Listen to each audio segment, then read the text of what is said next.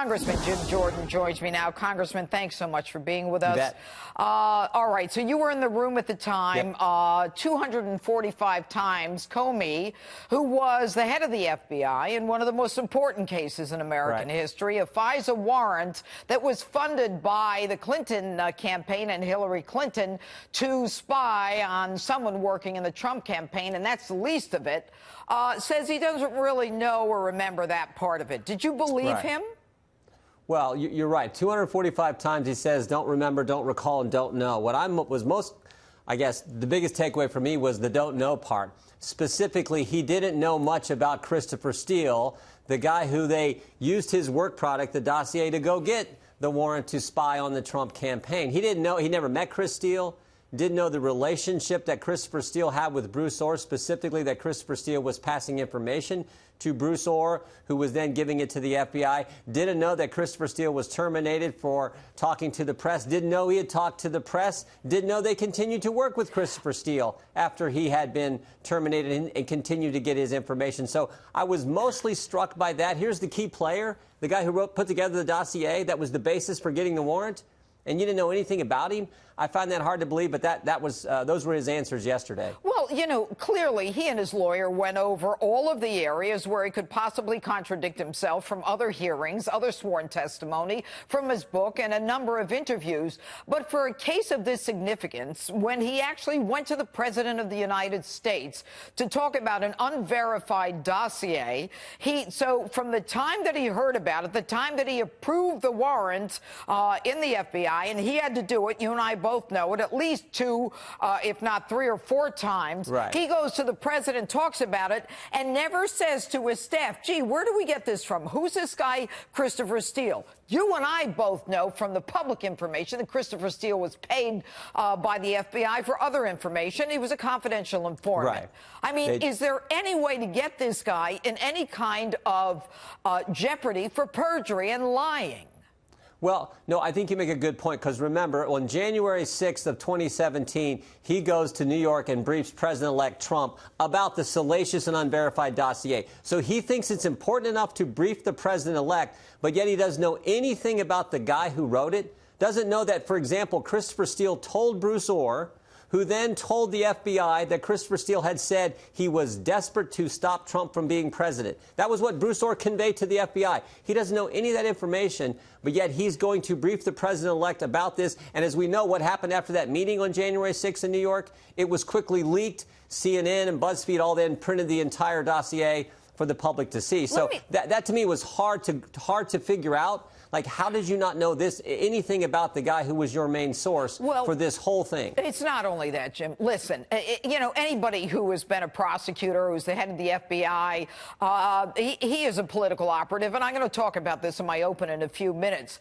But I guess one is left with, Jim, and this is nothing on you because you fought so hard, but one is left with certain questions like, will the Clintons ever be held accountable? Will Jim Comey, who decided to, and who was insubordinate, according to the Inspector General, by jumping into the Attorney General's shoes and saying, I'm going to exonerate her, no prosecutor would try the woman. Is he ever going to be held accountable? The Clintons, what about the Russia collusion? You guys, with all due respect, to get to this guy now, 2 or 3 weeks before the beginning of the year, I'm embarrassed for you. No, I really am. Look, it should have happened a long time ago. So why didn't it?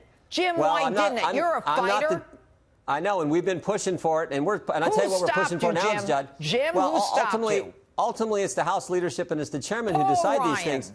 But remember, Judge, what we have to do in the next few weeks is we have to get Rod Rosenstein in front of us. Because remember, it's now been almost 12 weeks since the New York Times reported that Rod Rosenstein said to subordinates in the Justice Department that he was thinking about wearing a wire to record the president and thinking about invoking the 25th Amendment, and we've yet to ask him question 1. So that's the most important thing, in my judgment, over the next 3 weeks before this Congress ends, is to get Rod Rosenstein in, just like James Comey was yesterday, and ask him those questions. Do it. You guys come on and you talk about it all the time. Me. And Jim, you know I love you, but enough of this nonsense. The American public has had it with you guys. Trust me, Mark Meadows, Matt Gaetz, and I are pushing to get that done. We are pushing every single day to get that done. But we can't issue the subpoena.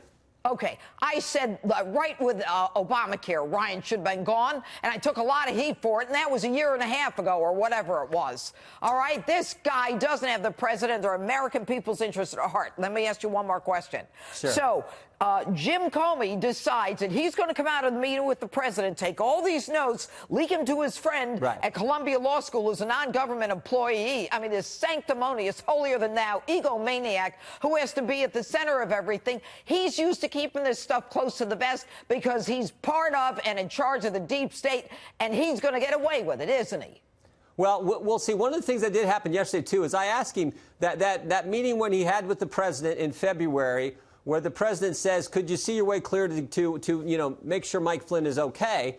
And Comey goes back and he memorializes that, becomes part of the Comey memos. He then has a meeting with his top people, McCabe, Baker, his top people. And I asked him yesterday, I said, why didn't you, if you're so concerned about this, you have to memorialize it. And as you say, Judge, he later leaks it to Daniel Richman in the New York Times. If you're so concerned about what the president said, why didn't you share it with the Attorney General? Why didn't you share it with the top law enforcement individual in our government? And his answer was, oh, well, we thought Jeff Sessions was going to be recusing himself at some point. So what? He hadn't recused himself at that point. He had not. And share that information. But I think it points to Comey, the same way he handled the Clinton investigation and took it away from Loretta Lynch. He and his cabal at the FBI, they were the ones in control. They wanted to keep this information tight. He wanted to create a record to promote this idea that there may have been some obstruction. I don't think there was, but I think he was trying to generate and create this and didn't share it with anyone at the Justice Department, the top people in our in law enforcement in our government. Some sanctimonious, arrogant, condescending individual, and I know him. Not you. Congressman Jim Jordan, thanks so much for being with us tonight. You bet, Judge. Thank you. All right.